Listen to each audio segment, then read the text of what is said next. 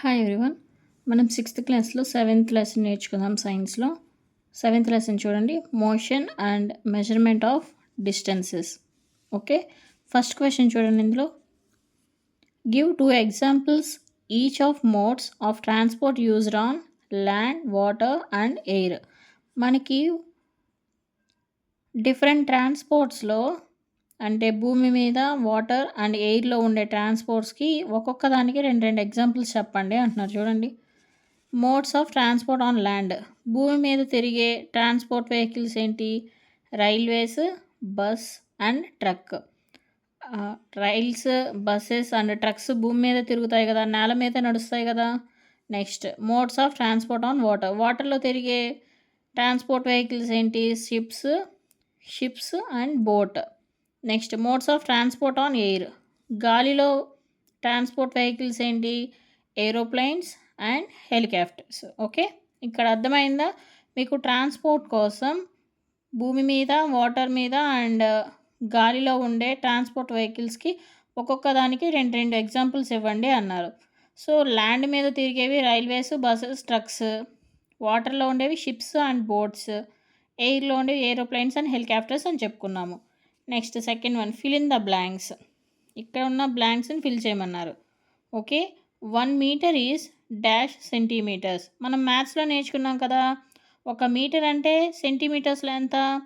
1 metre is equal to 100 centimetres. Okay, next, 5 kilometer is dash అన్నారు. ఇక్కడ మనకి 1 kilometre అంటే ఎంత? 1000 మీటర్స్. 5 కిలోమీటర్స్ అంటే ఎంత?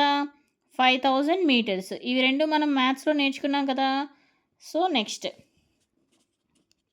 Third one, motion of a child on a swing is. ఒక పిల్లవాడు ఊయలలో ఉంటాడు కదా, ఆ ఊయల అనేది ఏ మోషన్లో ఉంటుందంటే ఏం చెప్తాము? That is a periodic motion. Periodic motion అంటే ఏంటి? ఇప్పుడు ఇక్కడ ఊయల ఉందనుకోండి, ఇది ఇటువైపు వస్తుంది, ఇటువైపు వస్తుంది, మళ్ళీ రిపీట్ అవుతూ ఉంటుంది. సో దీన్ని ఏమంటాము? పీరియాడిక్ మోషన్ అంటాము, లేదంటే ఆసిలరీ మోషన్ అని కూడా అనవచ్చు. Next, fourth one, motion of the needle of a sewing machine is dash motion అంటే పీరియాడిక్ మోషన్. ఇక్కడ మనం మిషన్ కూడా ఉంటుంది కదా, మనం బట్టలు కుట్టే మిషన్ కూడా ఉంటుంది కదా, దానికి ఒక సూది ఉంటుంది కదా, నీడిల్. ఆ నీడిల్ కూడా పైకి కిందకి మూవ్ అవుతూనే ఉంటుంది, కానీ ఒక ప్లేస్లోనే ఉండదు కదా, ఎయిదర్ పైన ఆర్ కింద ఉండదు. కాబట్టి దీన్ని కూడా పీరియాడిక్ మోషన్ అనే అంటాము. Next, fifth one, motion of wheel of a bicycle is. Bicycle వీల్కి ఉండే మోషన్ ఏది అని అడిగితే ఏమని చెప్తాం? Circular motion. మనకి సైకిల్ చక్రం ఉంటుంది కదా, అది రౌండ్ తిరుగుతూనే ఉంటుంది కదా, అలా రౌండ్ తిరుగుతూ ఉండే మోషన్ని మనం ఏమంటాము? సర్క్యులర్ మోషన్ అంటాము. ఓకే, నెక్స్ట్, థర్డ్ వన్ చూడండి, why can a pace or a footstep not be used on a standard unit of length. మనం ఒక అడుగుని స్టాండర్డ్ యూనిట్ లెంత్గా అనుకోము, ఎందుకు అని అంటున్నారు. ఓకే, చూడండి, the length of pace or distance footsteps of covered by from person to person, so they cannot be used as a standard unit of length. ఇక్కడ వాళ్ళు అడిగిన క్వశ్చన్ ఏంటి? మనం ఒక అడుగుని యూనిట్ లెంత్గా తీసుకోము, ఎందుకు అంటే ఆన్సర్ ఏంటి? ఒక పర్సన్కి ఇంకొక పర్సన్కి అడుగు లెంత్ అనేది మారుతూ ఉంటుంది. ఓకే, ఇప్పుడు 6 ఫీట్ ఉన్న వాళ్ళ అడుగు లెంత్ ఒకలా ఉంటుంది, 4 ఫీట్ ఉన్న వాళ్ళ అడుగు లెంత్ ఒకలా ఉంటుంది. సో మనం ఒక అడుగుని అనేది మెజర్మెంట్గా తీసుకుంటే మనకు అందులో డిఫరెన్స్ వస్తుంది కదా. సో మనం అందుకని లెంత్ని ఒక అడుగుతో అనేది చూయించమన్నమాట. Okay, next question, fourth one చూడండి, arrange the following lengths in their increasing magnitude. 1 metre, 1 centimetre, 1 kilometre and 1 millimetre. Okay, answer చూడండి, we know 1 metre is equal to 100 centimetres. Okay, 1 centimetre is equal to 10 millimeters. 1 kilometer is equal to 1000 meters. 1 millimeter is equal to 0.1 centimeters. ఇవన్నీ మనకు already తెలుసు కదా. ఇప్పుడు మనం దీన్ని increasing ఆర్డర్లో రాయాలంటే ఎలా? Therefore the ascending order of the length is 1 millimeter less than 1 centimeter, 1 centimeter is less than 1 meter, 1 meter is less than 1 kilometer. Okay, this is the ascending order for lengths. Okay, next fifth question చూడండి. The height of a person is 1.65 meters. Express it into centimeters and millimeter. ఒక person height వచ్చేసి 1.65 metres. దీన్ని మనకి centimetres and మిల్లీమీటర్స్లో చెప్పమంటున్నారు. Okay, ఇక్కడ మనకు తెలుసు already 1 metre అంటే ఎంత, 100 సెంటీమీటర్స్. ఓకే, ఇక్కడ 1.65 మీటర్స్ అన్నారు అంటే ఎంత, మనం సెంటీమీటర్స్లో రాయేస్తే 1.65 ఇంటూ 100 సెంటీమీటర్స్. ఓకే, అప్పుడు మనకి ఎంత వస్తుంది, 165 సెంటీమీటర్స్. ఓకే, ఇప్పుడు మనం సెంటీమీటర్స్లో రాసాము. మిల్లీమీటర్స్ రావాలంటే 1.65 ఇంటూ 100 ఇంటూ 100 అంటే ఇక్కడ 1 సెంటీమీటర్ అంటే ఎంత, 10 మిల్లీమీటర్స్. ఓకే, ఇక్కడ 165 మిల్లీమీటర్స్ అయినా రాసుకోవచ్చు, లేదంటే వాళ్ళు మనకి సమ్లో 1.65 అని ఇచ్చారు కాబట్టి దాన్ని సెంటీమీటర్స్లో మార్చి సెంటీమీటర్స్ని మళ్ళీ మిల్లీమీటర్స్లోకి మారవడానికి 10 ఇచ్చారు. అప్పుడు ఎంత అవుతుంది, ఇది మొత్తం మల్టిప్లై చేయండి, 1650 మిల్లీమీటర్స్ అవుతుంది. నెక్స్ట్ సిక్స్త్ వన్ చూడండి. The distance between Radha's home and her school 3250 meters. Express this distance into kilometers. Radha's home తన స్కూల్కి 3250 మీటర్స్ డిస్టెన్స్లో ఉంది. అయితే ఆ డిస్టెన్స్ని మీటర్స్లో ఇచ్చారు, కిలోమీటర్స్లో చూపించండి అంటున్నారు. చూడండి, మనకి కిలోమీటర్ అంటే తెలుసు కదా, 100 మీటర్స్ అని, 1000 మీటర్స్ అని తెలుసు కదా. 1 kilometer is equal to 1000 meters. సో ఇక్కడ 3250 మీటర్స్ అని ఇచ్చారు. మనం దీన్ని సెంటీమీటర్స్లోకి మార్చాలంటే ఏం చేయాలి, తక్కువ ఉన్నదాన్ని ఎక్కువలోకి మార్చాలంటే మల్టిప్లికేషన్ చేయాలి, ఎక్కువ ఉన్నదాన్ని తక్కువలోకి తీసుకురావాలంటే డివైడ్ చేయాలన్నమాట. ఓకే, 3250 డివైడెడ్ బై 1000 అయితే ఎంత వస్తుంది, 3.25 kilometres. Okay, therefore distance between Radha's home and her school is 3.25 kilometres. Okay, seventh question చూడండి.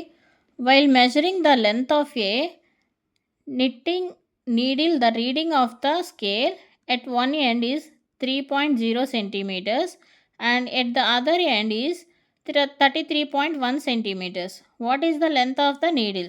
మనం ఒక నీడిల్ లెంత్ని ఒక స్కేల్తో ఒక చివరి నుంచి ఇంకొక చివరికి మెజర్ చేసామన్నమాట. ఫస్ట్ ఎండ్ వచ్చేసి 3.0 సెంటీమీటర్స్ ఉంది, లాస్ట్ ఎండ్ వచ్చేసి 33.1 సెంటీమీటర్స్ ఉంది. Okay, the length of the needle వాళ్ళు అడిగారు. ఓకే, నీడిల్ లెంత్ ఎంత అని అడిగారు. So length of the knitting needle is the difference between two readings. Okay, ఒక నీడిల్ ఒక స్కేల్తో 2 ఎండ్స్ మెజర్ చేస్తే ఆ రెండింటి మధ్య డిఫరెన్సే కదా వాళ్ళు అడిగింది.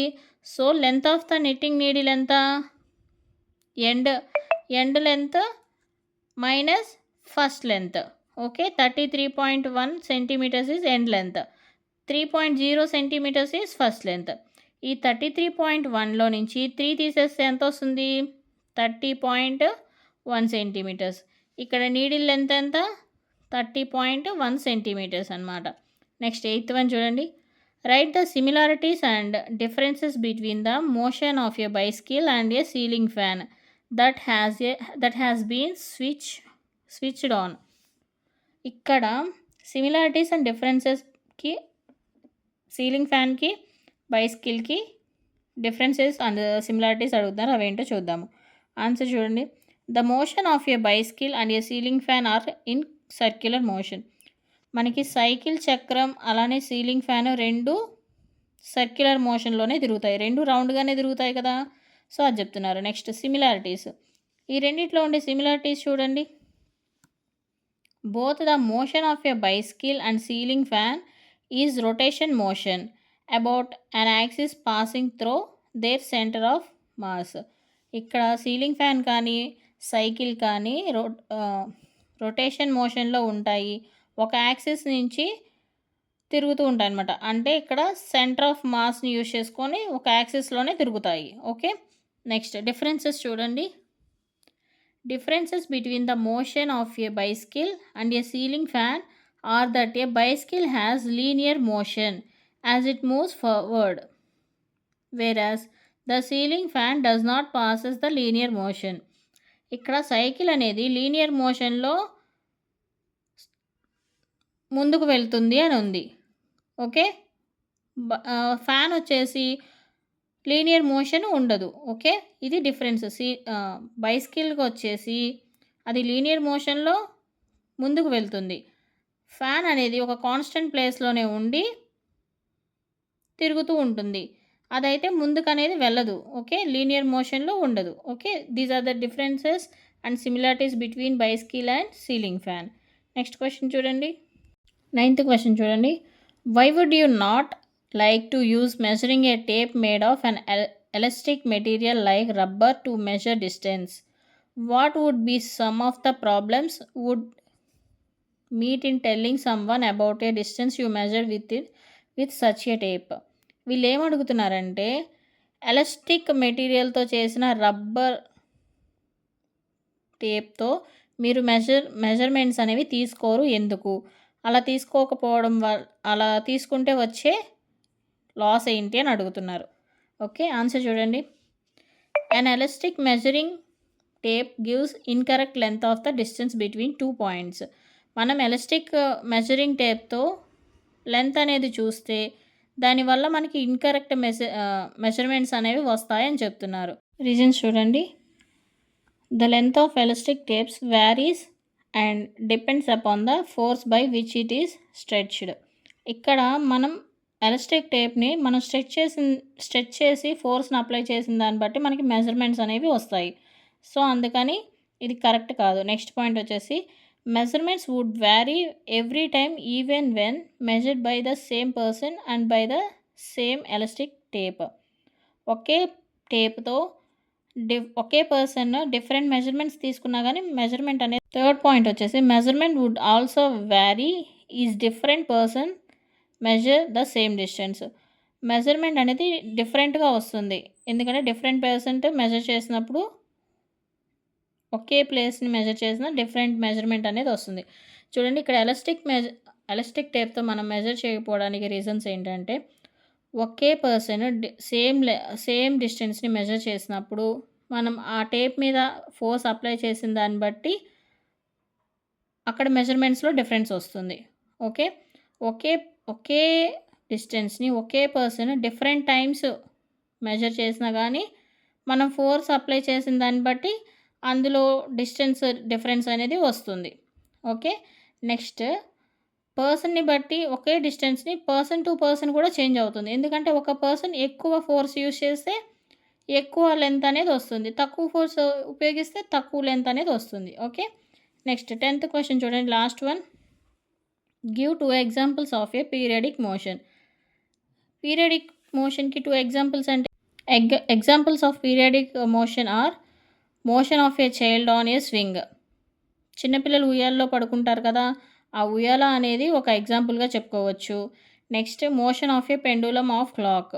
మనకి క్లాక్లో పెండులం ఉంటుంది కదా, అటు ఇటు మూవ్ అవుతూ ఉంటుంది కదా, దానికి పీరియాడిక్ మోషన్ అంటే అది కూడా చెప్పుకోవచ్చు. అలానే ఒక మిషన్ చెప్పుకోవచ్చు. మిషన్ సూది ఉంటుంది కదా, నీడిల్, అది కూడా చెప్పొచ్చు. ఓకే. ఇక్కడితో ఈ లెసన్ అయితే మనకు కంప్లీట్ అయిపోయింది. Next lesson చెప్పుకుందాము.